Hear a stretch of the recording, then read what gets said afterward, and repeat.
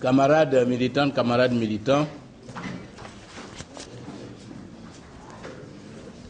merci d'avoir accepté une fois encore de répondre à notre invitation à cette rencontre d'échange qui nous donne l'occasion de nous prononcer sur la gouvernance et l'état de notre pays et du monde et de faire partager à nos compatriotes et à la communauté internationale nos actions, nos positions et nos ambitions pour notre pays et pour notre peuple. Je voudrais joindre à ces remerciements et à l'occasion de la nouvelle année nos vœux de santé, de paix, de réussite et de bonheur à la presse ivoirienne et étrangère. Que l'année 2016 soit pour la presse ivoirienne en particulier une année d'émancipation et d'épanouissement. Une conférence de presse de début d'année est toujours une occasion de bilan de l'année écoulée et de déclinaison des objectifs visés et des actions envisagées pour l'année qui commence. Pour la Côte d'Ivoire, notre pays, l'année 2015 aura été une fois encore une année de crise sociale, d'errements politico-judiciaires et d'illusions économiques. Au plan social, le processus de paupérisation des Ivoiriens s'est aggravé. Leur pouvoir d'achat s'est effondré face à l'augmentation anarchique et vertigineuse des prix dans tous les domaines: électricité, eau, transport, alimentation, santé, logement, etc. Pendant que les immeubles poussent comme des champignons sur des terrains arrachés de force à leurs propriétaires légitimes et avec l'argent pompé des caisses de l'État, les Ivoiriens meurent en masse dans la misère. Les démolitions anarchiques des quartiers précaires jettent à la rue des milliers d'Ivoiriens sans aucune assistance et dans l'indifférence générale, notamment des organisations de défense des droits humains. En un mot, en Côte d'Ivoire, à l'heure actuelle, pendant que les riches deviennent chaque jour plus riches, les pauvres, eux, s'appauvrissent chaque jour. Au plan de la gouvernance économique et administrative, le rattrapage ethnique est chaque jour renforcé par le rattrapage affairiste. L'administration publique est gangrénée par le népotisme, le clientélisme et la corruption. La compétence et le mérite ne sont plus valorisés.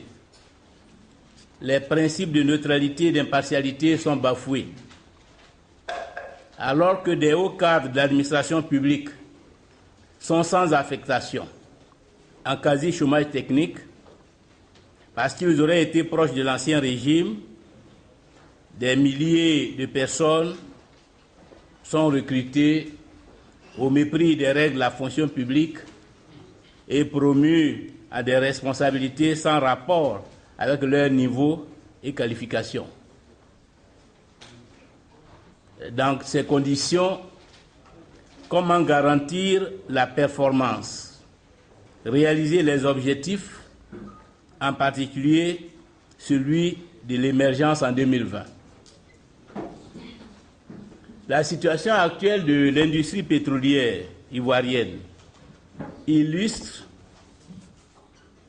les graves difficultés liées au rattrapage ethnique doublé de rattrapage affairiste.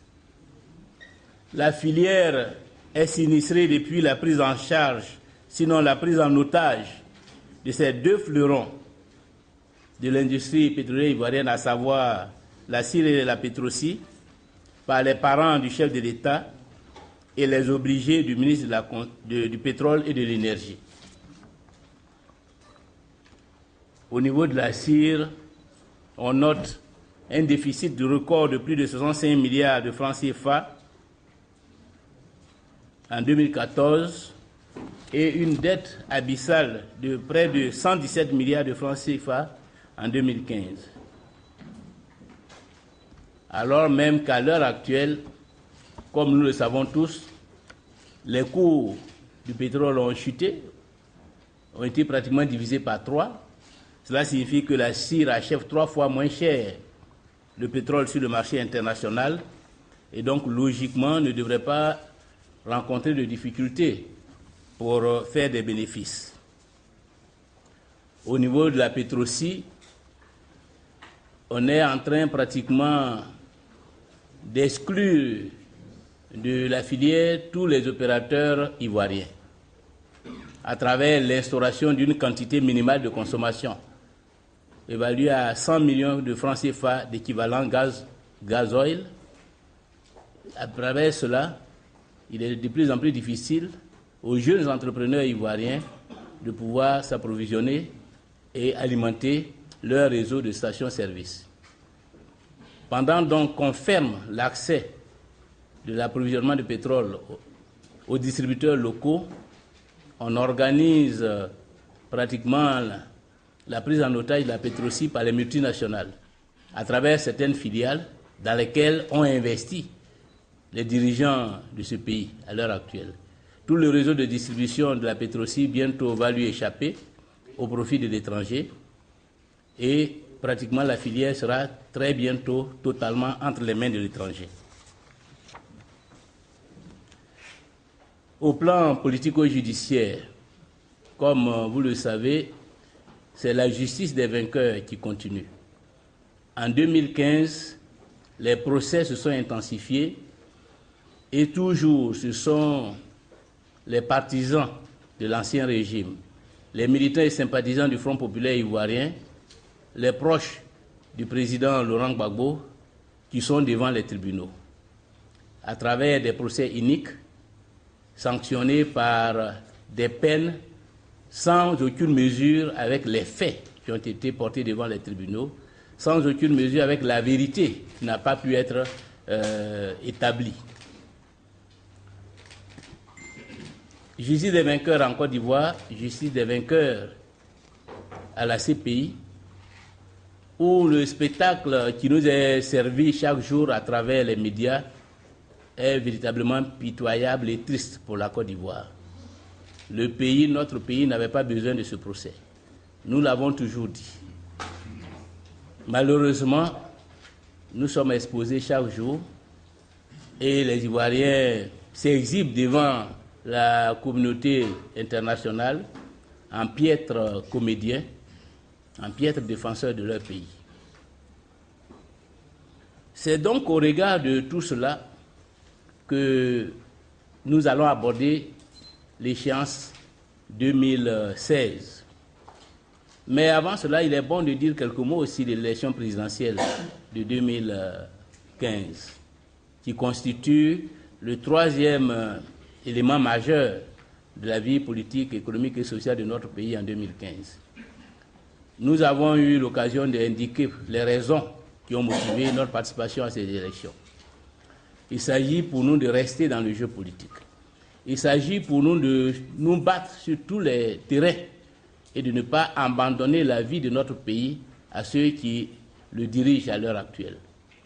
Et je pense que nous avons bien fait de participer à cette élection, puisqu'elle nous a donné l'occasion de nous adresser à nos compatriotes. Elle nous a donné l'occasion d'apporter les critiques les plus vives contre la gestion du pays à l'heure actuelle par la coalition du RHDP. Elle nous a permis de donner notre position sur ce que nous ferons si les Ivoiriens nous faisaient confiance, sur la nécessité de la reconquête du pouvoir pour opérer le changement, pour mettre fin à toutes les injustices que vivent les Ivoiriens chaque jour, pour libérer tous les prisonniers politiques, restaurer les libertés, la démocratie en Côte d'Ivoire, et pour que, fortifiés par le pouvoir d'État, nous engagions toutes les actions diplomatiques nécessaires à la libération du président Laurent Gbagbo. C'est pour ces raisons-là, à la fois donc pour le Front populaire ivoirien, le moyen de la réhabilitation. Pour le président Laurent Gbagbo, un instrument de libération. Et pour la Côte d'Ivoire, le moyen de la renaissance que nous avons pris part à cette élection présidentielle. Et je pense qu'au-delà des résultats, la communauté nationale comme internationale a su saluer à sa juste valeur l'intérêt de cette participation. Au nom du pays, nous n'avons pas osé nous engager dans des procédures de contestation des résultats qui auraient pu déboucher sur de nouvelles violences. Nous avons pris acte des résultats. Nous avons pris date avec le peuple de Côte d'Ivoire. Nous nous réengageons donc en 2016 dans une dynamique de reconquête du pouvoir dans la perspective de 2020. Et c'est donc sur la base de cette ambition que le programme d'activité 2016 du Front populaire ivoirien a été élaboré. Ce programme s'articule autour de 10 chantiers qui vont nous permettre à la fois de décliner des objectifs, une démarche et des moyens. Notre objectif stratégique, c'est la reconquête du pouvoir en 2020. Notre objectif opérationnel, c'est de tout faire pour transformer l'environnement sociopolitique actuel.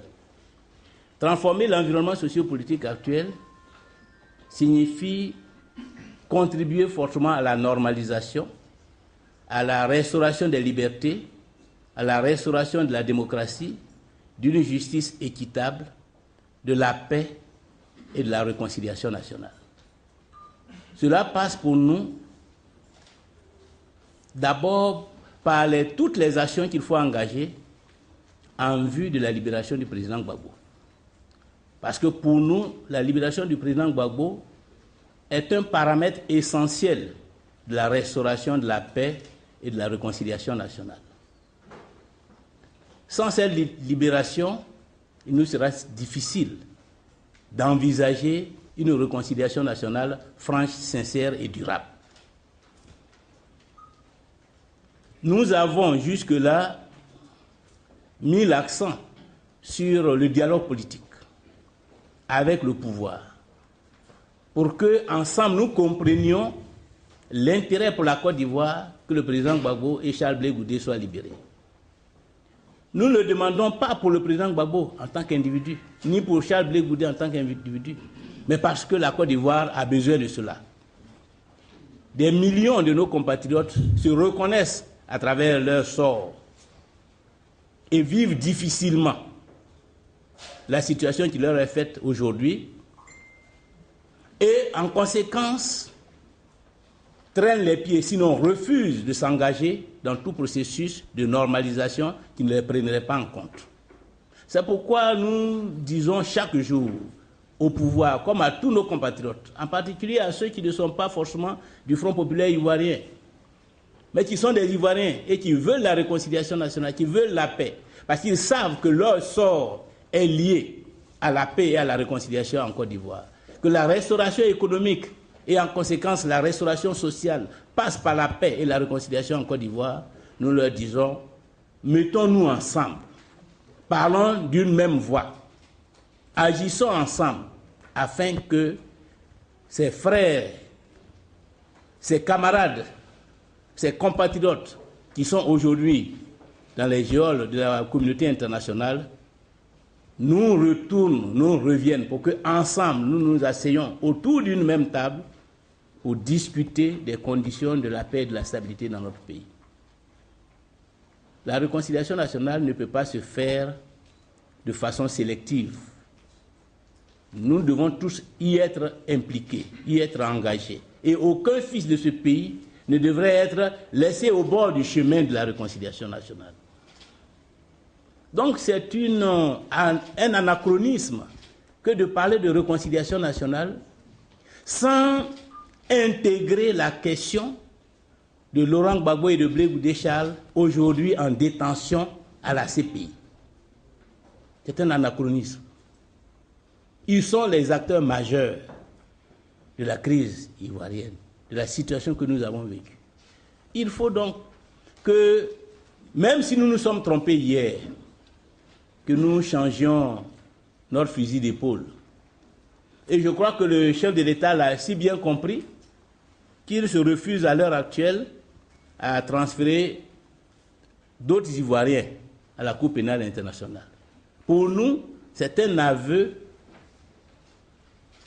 de ce qu'il s'est trompé, de ce qu'il aurait dû nous écouter lorsque nous prenions un règlement ivoirien de la crise ivoirienne. Mais il faut qu'il soit conséquent et qu'il aille jusqu'au bout de sa démarche. S'il ne souhaite plus transférer d'autres Ivoiriens à ces pays, qu'il fasse en sorte que ceux qui y sont déjà reviennent, parce que la justice ivoirienne aujourd'hui est outillée pour traiter toutes les questions ivoiriennes en Côte d'Ivoire. Et en 2016, cela va constituer un axe important du combat, du dialogue que nous allons avoir avec le gouvernement, afin de le convaincre de la nécessité de faire, d'agir pour que le président Gbagbo et Charles Blé Goudé soient libérés. Nous savons que cela est possible. C'est le gouvernement ivoirien qui est à la base du transfèrement de Blé Goudé Charles et Gbagbo Laurent. Le gouvernement ivoirien peut agir pour que cela soit possible. Nous savons que sans eux, rien n'est possible. C'est pourquoi nous avons aussi, comme autre cheval de bataille, la reconquête du pouvoir. Sans la reconquête, beaucoup de choses ne seront pas possibles. En particulier tout ce qui relève de l'international. Et donc, la lutte pour les libertés, pour la démocratie, pour la justice, constitue un chantier majeur de l'année 2016. Mais ce n'est pas le seul chantier. Je vous ai indiqué que nous avons 10 chantiers. Les autres chantiers tournent autour des moyens dont nous allons nous doter pour atteindre notre objectif stratégique. Et un des moyens, c'est la consolidation de l'appareil politique et administratif du parti. Cette consolidation passe par la restructuration de la direction du parti. C'est le sens de la décision qui a été prise le 2 mars dernier et qui a été publiée dans les journaux du jour. Vous avez observé que, à travers ces journaux, la direction du Front populaire ivoirien s'est élargie. Elle compte aujourd'hui près de 176 personnes. Ce que vous devez retenir comme élément important, ce sont d'abord la justification de ces changements. Nous avons procédé à ce changement pour 2 raisons. Une raison technique, c'est par rapport à nos ambitions pour 2016, par rapport à nos objectifs pour 2016. À chaque ambition, des moyens adéquats. Et notre ambition de reprendre toute notre place exigeait qu'il y ait une nouvelle direction. Mais nous avons aussi procédé à cette restructuration de la direction, à ce réaménagement du secrétariat général, dans un souci de clarification. Il fallait clarifier les choses. Parce que, comme vous le savez, je suis persuadé que vous allez intervenir là-dessus. Depuis 2014-2015, la direction du Front populaire ivoirien est confrontée à ce qu'on a appelé d'abord la fronde, mais que personnellement, à l'heure actuelle, je peux considérer comme une dissidence. La justice saisie s'est prononcée pour indiquer clairement de quel côté se trouvait la légalité. Les militants se sont prononcés pour indiquer clairement de quel côté se trouvait la légitimité. Et le choix qui a été porté sur ma modeste personne à l'occasion du congrès de mai 2015 pour le choix du candidat du FPI à l'élection présidentielle, ainsi que la grande mobilisation que nous avons observée en août 2015 à l'occasion de l'investiture de notre candidat, ces différents éléments sont venus pour, je dirais, couper court à tout débat sur la question de la légitimité. Malgré ces deux situations, la légalité d'une part, la légitimité d'autre part, ses camarades ont persisté dans la fronde, ont persisté dans la défiance, ont persisté dans la violation des lois de la République et des décisions de justice. Nous nous sommes donné 1 an pour tenter de les convaincre de ce que c'est ensemble que nous serons suffisamment forts pour faire face à tous les défis, dont celui de la libération du président Laurent Gbagbo, dont ils veulent être les champions. Des missions de diverses natures ont été diligentées en leur direction. Rien n'y fit. Il fallait que nous prenions nos responsabilités. Et c'est le sens donc, ou du moins une des motivations de la publication de ce secrétariat général du 2 mars 2016. Je voudrais donc demander à la presse de considérer que la direction actuelle du Front populaire ivoirien est composée des 176 personnes qui figurent sur cette liste. J'ai observé qu'un certain nombre de journaux se faisaient le plaisir d'entretenir la confusion. Je crois que cette situation n'est pas à notre honneur. La Côte d'Ivoire est un grand pays. La Côte d'Ivoire a une certaine expérience démocratique. Nous devons tous nous montrer à la hauteur de ce que ce pays représente et cesser de nous vautrer dans les positions d'enfantillage. Et nous, c'est pour que nous soyons en rupture avec un certain nombre de comportements qui n'honorent ni notre grande famille, ni notre pays, que nous avons pris cette décision. Parce que trop d'Ivoiriens comptent sur le Front populaire ivoirien. Ce parti représente trop de choses pour les Ivoiriens, pour que nous continuions à nous amuser, à distraire l'opinion, à entretenir le mensonge et l'illusion. Il faut que nous prenions nos responsabilités, c'est ce que nous avons fait. Et je souhaite que, dorénavant, toute personne qui se présenterait dans une direction et qui n'appartient pas dans la direction, dans une rédaction, et qui n'appartiendrait pas à cette liste des dirigeants du FPI, ne soit pas présenté par un journal comme un dirigeant du FPI. Il y a un seul FPI. Il n'y a pas un FPI tendance X ou tendance Y. C'est le FPI ou ce n'est pas le FPI. C'est un seul parti reconnu par les autorités ivoiriennes. Un seul parti qui parle au nom des militants du parti.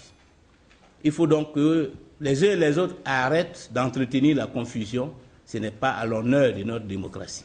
Et ce n'est pas à l'honneur de nos médias.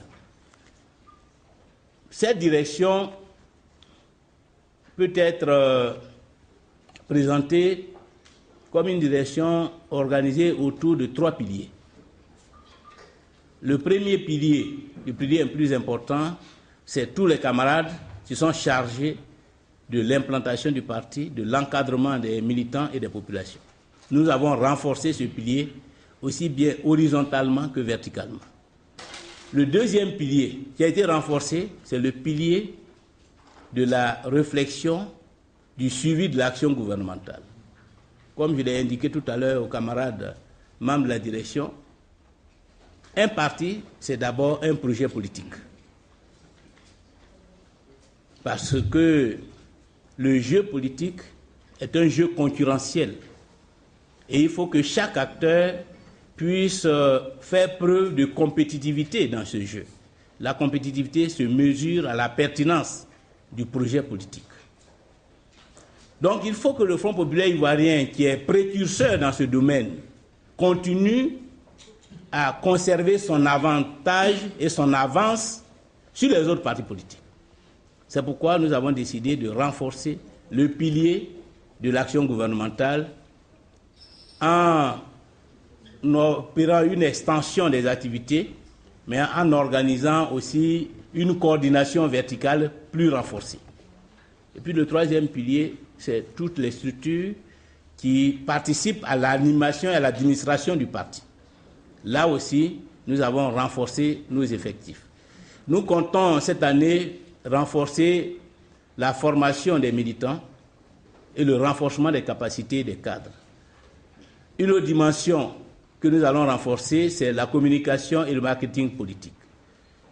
Faire usage de tous les moyens modernes pour que le Front populaire ivoirien soit visible, soit audible et puisse toucher le plus grand nombre possible de citoyens ivoiriens. Une autre dimension importante de notre programme, c'est le chantier du repositionnement international de notre parti. Nous l'avons déjà engagé, nous allons le consolider, parce que, comme je le dis souvent, en Afrique et en particulier en Côte d'Ivoire, la politique repose sur 3 pieds.